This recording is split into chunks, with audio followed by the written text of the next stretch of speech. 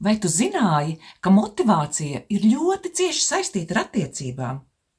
Un vai tu zināji, ka motivācija ir ļoti cieši saistīta ar komunikāciju, saskarsmi un emocijām, sajūtām? Un vai tu zini, ka motivācijā ir ietilpst mūsu vajadzības, vēlmes, vērtības, intereses un vispār motīvi, kāpēc mēs izvēlamies dzīvot un darīt lietas?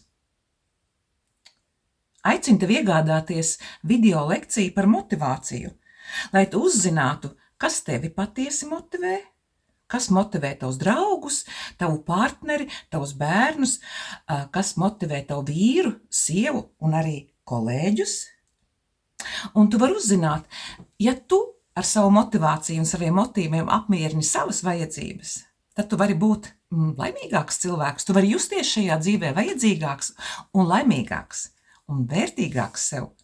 Un ja tu vēl spēji saskatīt motivāciju un motīvus savos bērnos, savā sievā, vīrā, partnerī, kolēģos vai draugos, tad jūsu saruna un saskarsme var sagādāt gan vienam, gan otram patiesi baudāmu dzīvi un patiesi garšīgas un smaržīgas attiecības. Iegādājies, nenožēlosi.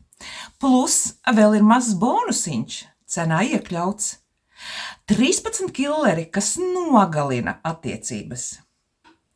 Tur tu varēsi aizpildīt mazu testiņu un uzzināt to, vai tikai tevī pašā neslēpjas tas, kāpēc tev neveicās īsti ne finansēs, ne attiecībās. Tas būs liels piedzīvojums. Atļauju, dod tev iespēju piedzīvot. Atā!